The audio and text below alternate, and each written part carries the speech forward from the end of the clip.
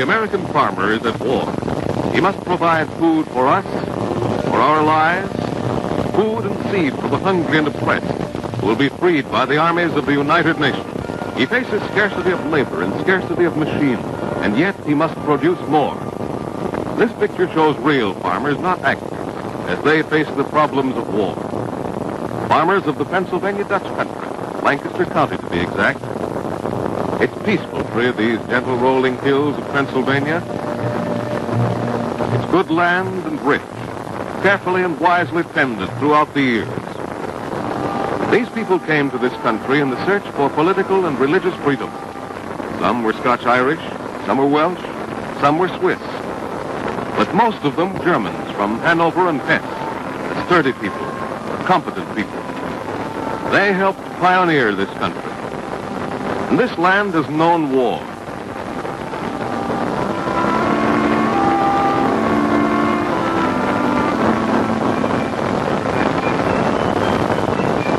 When the news of Pearl Harbor came to the county seat, young men joined up. Farm labor seemed to melt away.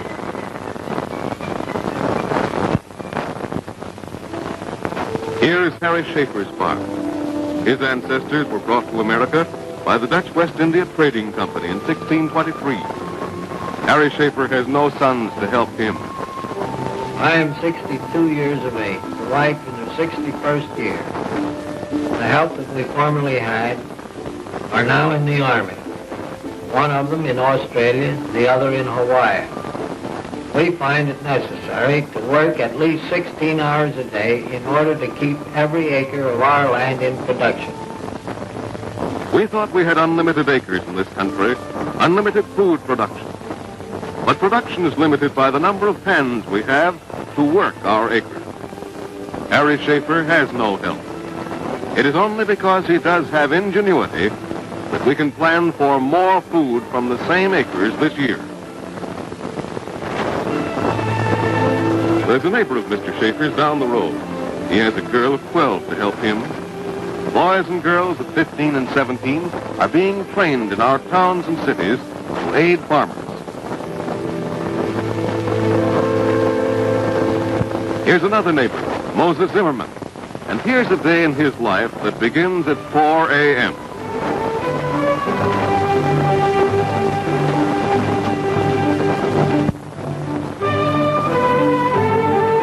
First comes milk.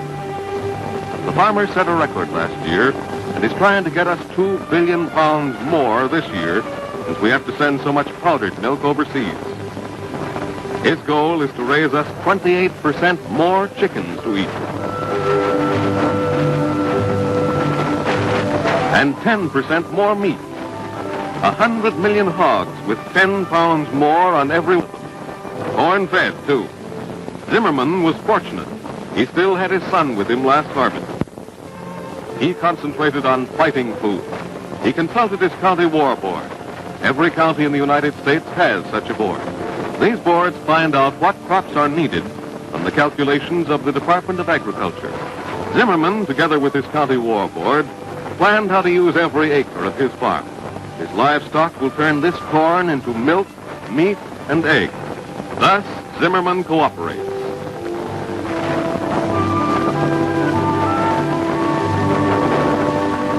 He cooperates with his neighbors, too. Hello, Avery. Let's corn this afternoon. Sure, I'll be glad to. Vern's at home here, and he'll be taking care of things. I'll be right over. Bye. In a pinch, a neighbor will always lend a hand.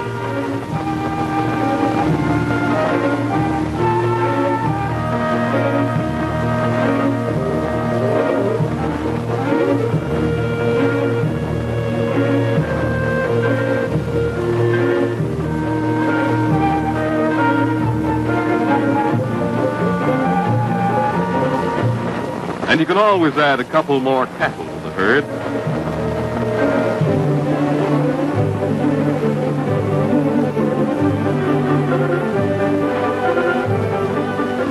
Heavier feeding for that extra milk.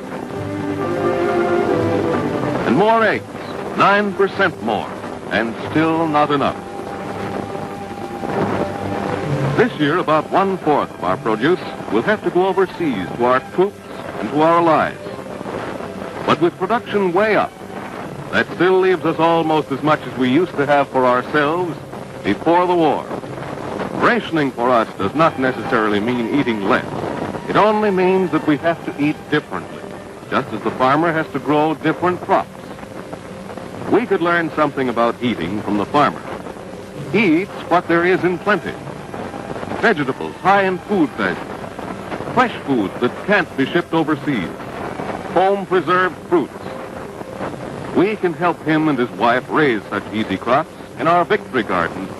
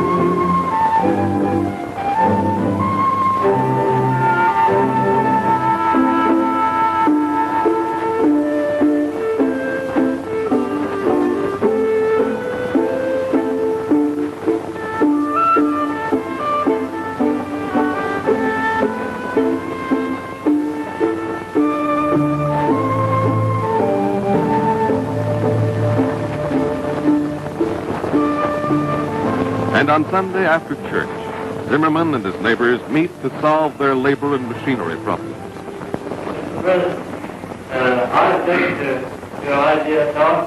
I think we ought to have 4 farmers to each combine. What's the use of me going to some other community to do work when I work right in my own community? Mr. President, I'm opposed to this plan of a group of 4 farmers to a combine. I think it would be much better if we'd hold the thing jointly cooperative, and then we could interchange the combines from one group to another in case of breakdown or need of repairs. Also, I think at this time, with the world condition as there is, that we should try to do all the outside work we can and make this machinery pay out. Mr. President, I think this co-op should be worked in a group of 4 or 5. Mr. President, I think that this cooperative work, every member will have to have an equal share in it. Fellows, we're going to now decide how this machinery should be used, whether it's to be used cooperatively or in small groups. All those in favor of it being used cooperatively, put your hands up and say aye. Aye. Opposed of it? And the next morning, machines are put to work where they're needed. Crops are harvested. The soybean, for example, a new crop for Zimmerman, but the War Board said it was needed, so he grew it. Just as the southern farmers raised peanuts instead of cotton, and farmers in the west grew flax.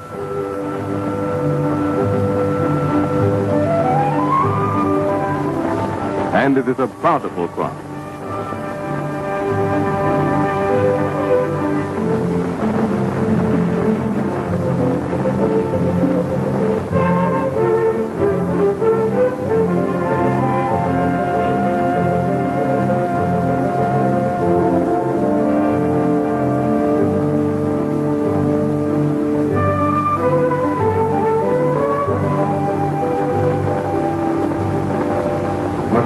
Father in heaven, we call upon Thee this Thanksgiving evening for this blessed privilege of enjoying this meal together.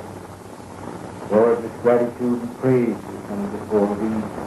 And may this be, as it were, growth in strength, wisdom and understanding, that as we go on in life to Thy glory, Lord, our sympathy goes out for those who are in the trenches, our boys, the Marines, the sailor boys, the soldiers. Do Thou bless them, Thou only knowest how. We think of our allied nations. O Lord, do Thou also strengthen them, that as they go forth in this whole world, fighting for freedom, that may be their success.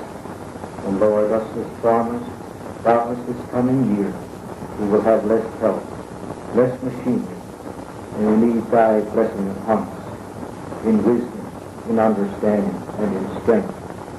So, Father, as we journey on in life, have mercy upon us, that we may be instrumental with others, that again freedom may ring in this old world. Thou only knowest, and only knowest how.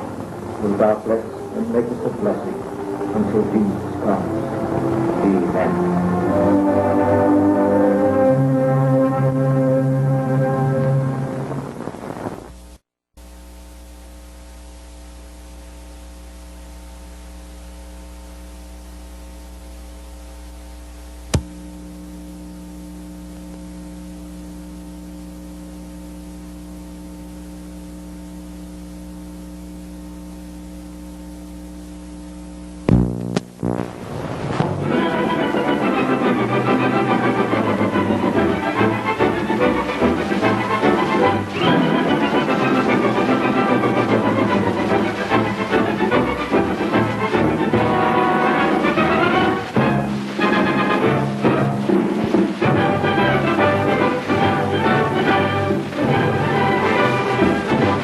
Gentlemen, when do we eat?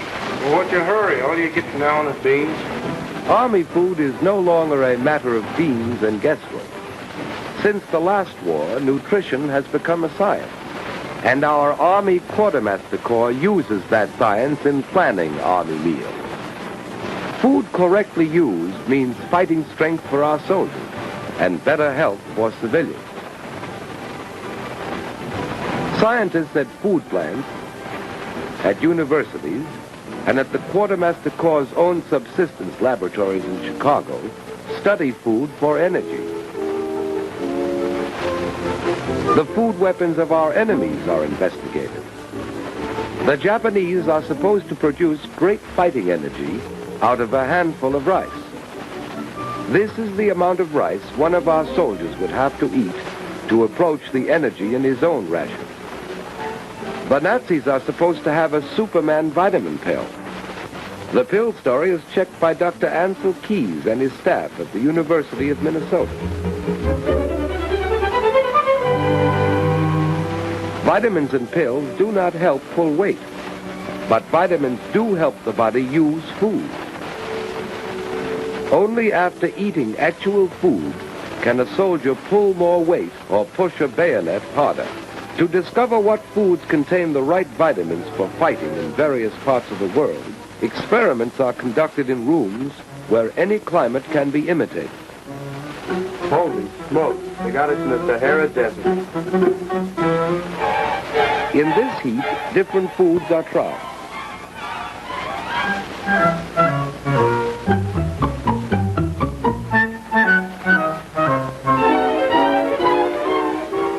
What's lost in perspiration is measured. The answer to the vitamin question is not pills, but good food in plenty of variety, according to Dr. Keys.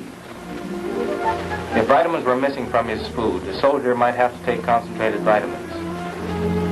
If he had vitamins but no food, he would still starve. The best way, naturally, is to supply vitamins in the food. It is for this reason that the Army uses only vitamin-enriched flour in its bread.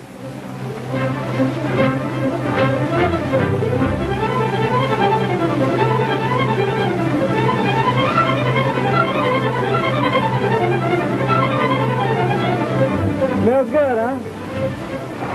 If you lose your oven, take a couple of barrels, cover them with clay, and bake your bread.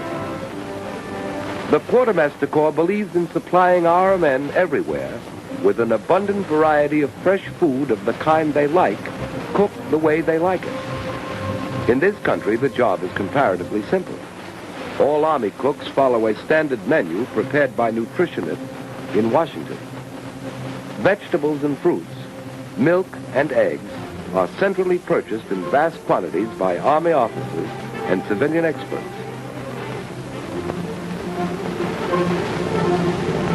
The pick of the country's fresh meat is bought, nearly £1 pound a day per soldier.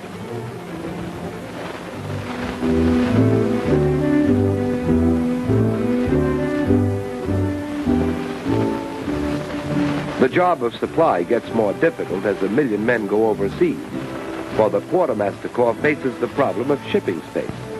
So meat is debulked, saving 60% in bulk. Still more space is saved through dehydration.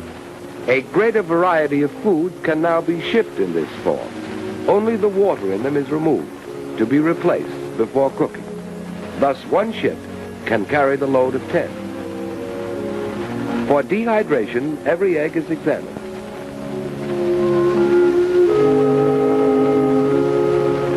The yolks are separated from the whites and put through a dryer. Our soldiers on the other side of the world will be provided with breakfast omelets made of this pure yolk powder. Vegetables, such as beets, go through a new process which preserves color, taste, and vitamin content. While these amazing developments in food processing are now used principally for the Army, millions of civilians will be benefited after the war. For in the future, no household need be without vitamin-rich vegetables and fruits at any time. Dehydrated food is easy to keep. The Quartermaster Corps Laboratory has established this in exhaustive tests. Only water need be added. When cooked, it is often impossible to detect a difference in taste, and constant tests show practically no difference in vitamin content between the dehydrated and the untreated product. When a soldier is out in the field and away from camp cooks, he must carry his own rations. Pre-cooked meats for emergency rations were developed in the Army laboratory for this purpose. Here, too, emphasis is put on taste, as well as on the food value of the ration, which consists of a can of meat for each meal and a second unit containing concentrated soup, hardtack, coffee powder, and candy. Total weight, 3.5 pounds for 3 square meals a day. But specialized troops in mobile warfare need a still more compact ration. So the Army has developed the now famous K ration, the completely streamlined meal. Originally designed for paratroops, K proved ideal for tank busters, commandos, and all isolated units. Each package contains a balanced vitamin-rich meal. A day's ration weighs about 2 pounds. K was developed under Colonel Rowland A. Isker. The object of the K ration is to provide the soldier with food under emergency. This ration, with its variations, is therefore adapted to all climatic conditions, from the tropics to the frigid zone.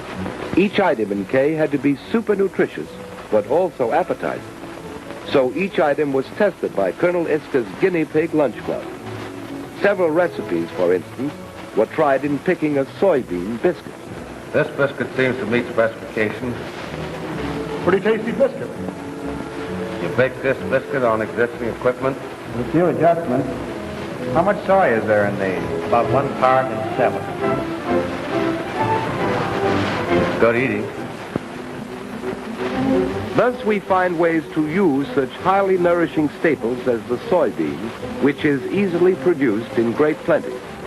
The energies in this and other hitherto inefficiently used foods are unlocked for the world by chemists such as Dr. Julian of Illinois, a famous soy expert. Soy flour strengthens wheat flour, eggs, lard in the K ration breakfast biscuit. With this and other items in K, we are in the possession of new foods, new methods of preparation, which make mankind independent of distance and climate. These war foods are also bulwarks against famine and catastrophe. To produce them, we have a new industry. When the Army asked its suppliers to build this packaged food industry overnight, they didn't know they were getting K ready for Africa. A chewing gum company flung together a package assembly line out of bicycle chains. This company intends to make K a packaged meal business when peace comes. Millions of K rations. Each container has a tin of meat or cheese, the soy and other biscuits, a concentrated chocolate bar, fruit bar or dextrose candy, coffee, lemon or soup powder, instantly soluble in cold or hot water, cigarettes, and that American nerve tonic, chewing gum. And this amazing package requires no strategic material. Tests, such as the bubble test, sometimes uncover imperfections.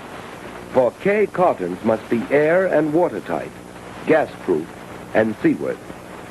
With science at his service, and the greatest food-producing country in the world backing him up, the American soldier, no matter where he may be, in the jungle, in the Arctic, in the desert, or in his home camp, can rightly consider himself the best-fed soldier in the world. And in the future, the war-born knowledge that has made him so, when spread over the world, can guarantee that no one on earth need suffer from malnutrition or from hunger.